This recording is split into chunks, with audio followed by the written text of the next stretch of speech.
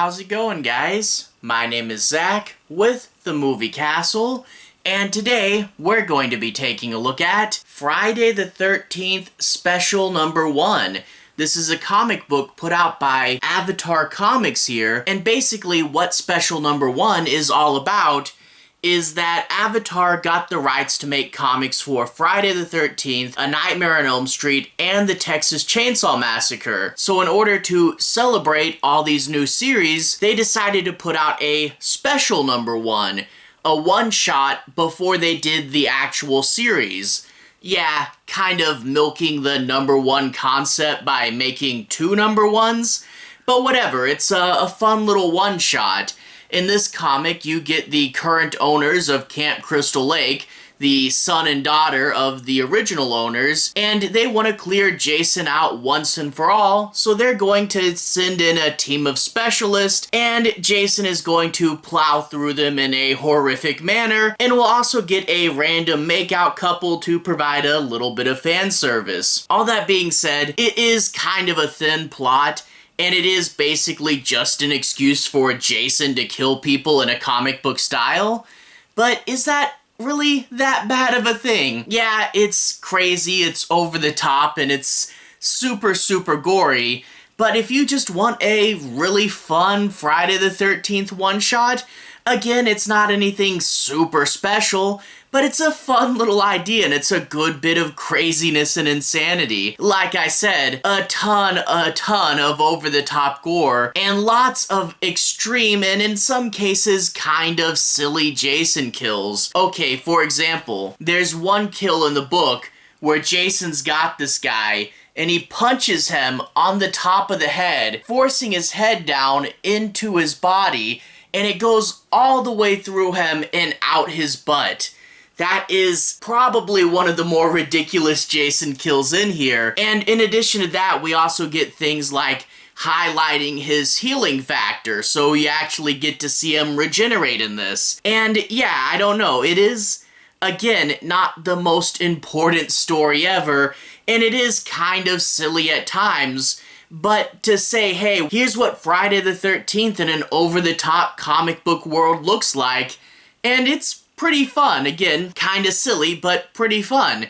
I guess if you guys want to see a little bit more of the story, let's switch to the close-up camera. I'll show you guys some of the story and some of the art. I'll try to be avoiding major spoilers, but again, the plot on this one is a little bit simple, but let's go ahead and switch to the close-up camera. Alright, here we are inside the castle taking a closer look at Friday the 13th Special Number 1.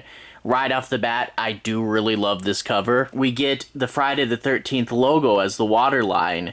Above the water is a bunch of camp counselors looking for their friend.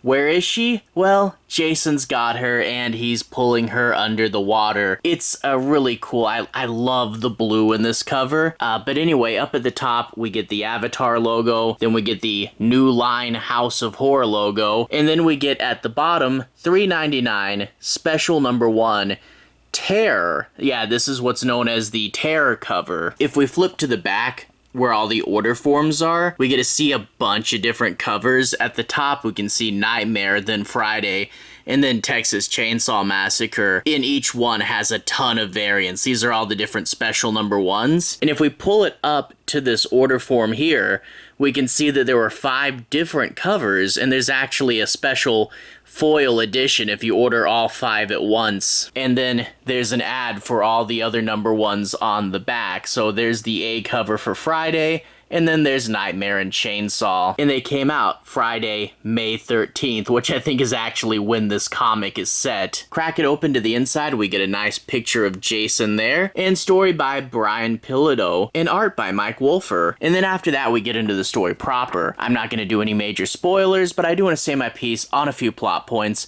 and make sure you guys have a basic understanding as to what the story is about. We open up with this van, and inside the van is a couple, and they're going to be doing the classic Friday the 13th thing of making out, but then thinking they hear something in the distance, and they're gonna say, surely that was just something in the woods like an animal or something. We all know the drill here, and to be honest, there's not really much point for these characters to be in the story other than providing us a little bit of a framing mechanism and a break, and I can't show you too much more of the story because, let's just say it follows the Friday the 13th formula. But if we pan up here, right by their van, we get to see Crystal Lake Resorts. It's an ad for an upcoming series of luxury fishing cabins, and we'll get back to that in a second. We get to see some guys in camo in the woods when Jason comes up behind one of them, and there's your first taste of the gore in this comic. Boy, yeah, he gets cut in half, and there's his brain and throat, and yeah, Avatar really goes all in. And then Jason simply punches the guy's head clean off, and he's gonna stomp on it for good measure. Yeah, comic booky and over the top. I also like, we can see the version of Jason in this comic here, and we can see that he's got his mask. It's a little more square, and the eye holes are a little bigger, and the chevrons are a little bigger as well.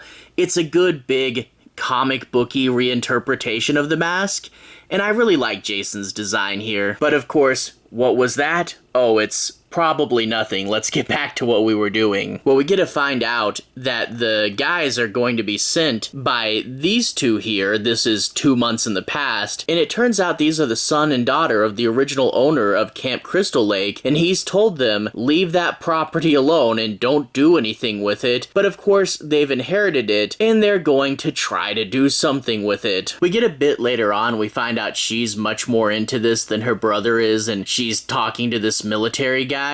And we do get a bit of a flashback, and they start talking about how they just wanted to have a nice camp for kids to have fun in, and they didn't want this whole Jason thing to happen, and it kind of sucks that this is her father's legacy now, and he just wanted to run a camp. But of course, back to brutally killing all these mercenaries. Yeah, Jason's going to take a lot of damage, but he doesn't care. And there's the panel I hinted at earlier where Jason punches a guy so hard his head falls out his butt. Ah, you gotta love comic books. And I will also show you this. This is what I hinted at earlier. We get a scene where Jason gets blown up with a grenade, and he's all gory, and we even get blood coming down the holes of his mask, which is pretty cool. But we get to see that he actively is regenerating. Oh, and then he's gonna grab the guy's gun and smack him with it so hard his guts explode. Gee, this comic, it's quite over the top, and I do like seeing Jason's mask there. Again, the more blocky style, but with the blood running out the holes, giving it this line pattern. Yeah, that's pretty cool. But yeah, I don't want to spoil too much of the rest of the book. Needless to say, we do get some more carnage in a really funny moment involving a few kills at the Crystal Lake Children's Playground. There's some good gags there, but needless to say, Jason's going to be plowing through a lot of people, and you have to wonder who all's going to survive this, if anybody, because this is a very brutal, very powerful Jason with some kills that have a sick sense of humor behind them, and I can definitely appreciate that. So overall, not really a super substantial plot. It is kind of cool to see the descendants of the original owner of the camp, and you know, there is lots of fun ideas in here, but again, it really is just an excuse for Jason to kill people, and I really don't think I can complain too hard about that. Good, fun, over-the-top comic. Kinda dumb, but I love it. Anyway, to everyone who's watched so far, thank you for watching. To everyone who's liked and subscribed, thank you. You really are helping the channel out. I'll leave a relevant playlist on the bottom. This should be my Friday the 13th playlist. If you guys want to see me talk about more Friday the 13th stuff, you should be able to find a lot in there. Anyway, have a good day. I'll see you guys again very, very soon.